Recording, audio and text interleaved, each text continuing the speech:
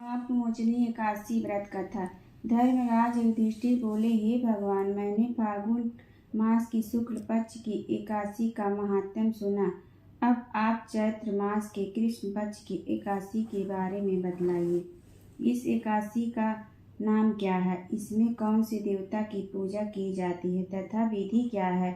सो सब विस्तार पूर्वक कहिए। श्री कृष्ण भगवान बोले कि हे राजन, एक समय मानधाता ने लोमस ऋषि से पूछा था कि हे मुनि, चैत्र मास के शुक्ल पक्ष की एकादशी का क्या नाम है तथा उसकी विधि क्या है? सो सब पूरी तरह से कहिए। लोमस ऋषि बोले कि हे राजन, चैत्र मास के कृष्ण पक्ष की एकादशी का नाम पाप मोचनी है। उसके व्रत के प्रभाव से अनेक पाप नष्ट हो जाते हैं। इसकी कथा इस प्रकार है। प्राचीन काल में एक चैत्र रथ नामक वन था। उसमें अप्सराएं वास करती थी। वहाँ हर समय बसंत रहता था, अर्थात उस जगह सदैव प्रत्येक तरह के पुष्प खिले रहते थे। उस जगह गंधर्व कन्याएं विहार किया करते थे। उस वन में इंद्र अन्य देवताओं के साथ क्रीड़ा करता था। उस वन में एक मेधावी नामक मुनि तपस्या करते थे। वे शिव भक्त थे।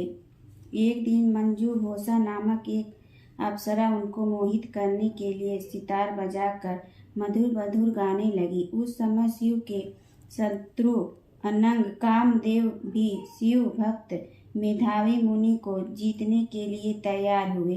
कामदेव ने उस सुंदर अप्सरा के रूप का धनुष बनाया, कटाग्य को उसकी प्रत्यक्ष डोरी बनाई, उसके नेत्रों को उस मंजूघोषा अप्सरा को सेनापति बनाया।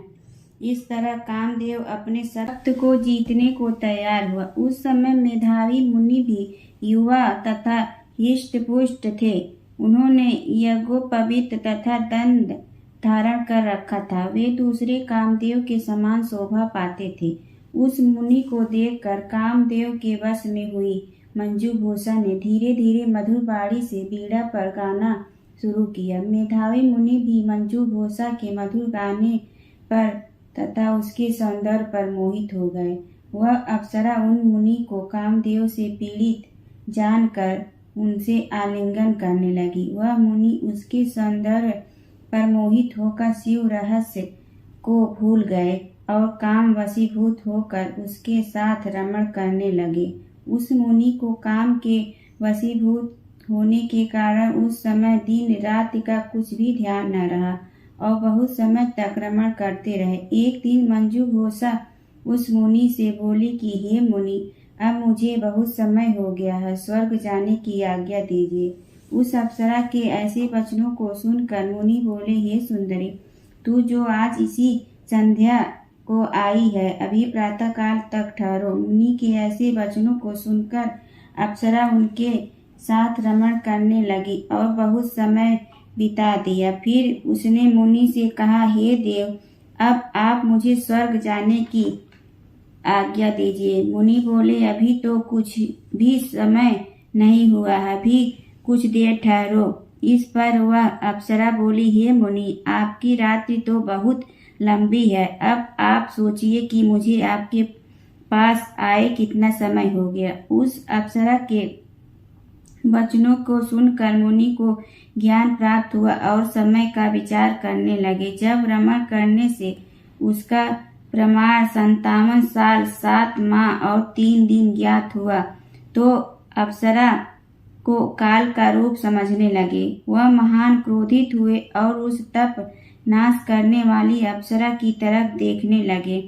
उनके अधर कांपने लगे और इंद्रियां व्याकुल होने लगी।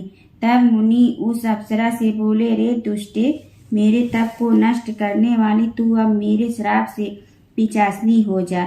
तू महान पापिनी और दुराचारणी है, तुझे धिक्कार है। उन मुनि के क्रोध युक्त श्राप से वह पिशाचिनी हो गई। तब वह बोली, हे मुनि, अब मुझ पर क्रोध को त्याग कर प्रसन्न हो जाओ और इस श्राप का निवारण कीजिए। विद्वानों ने कहा, हे साधुओं की संगत अच्छा फल देने वाली है, इसलिए आपके साथ में मेरे तो बहुत वर्ष व्यतीत हुए। अतः अब आप मुझ पर प्रसन्न हो जाइए। तब मुनि को कुछ शांति मिली और उस पिशाचिनी से बोले, री दुष्टे, तूने मेरा बड़ा बुरा किया है, परंतु फिर भी मैं श्राप से छूटने का उपाय बतलाता हूँ। चैत्र मास के कृष्ण पक्ष की जो एकादशी है उसका नाम पाप मोचनी है।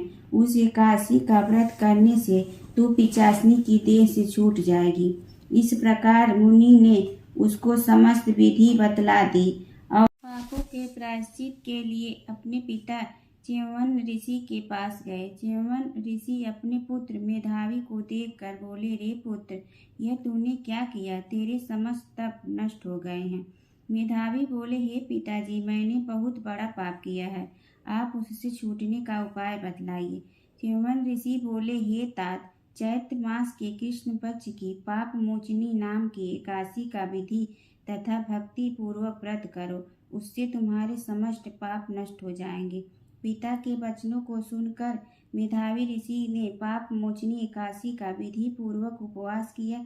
उसके प्रभाव से उनके समस्त पाप नष्ट हो गए।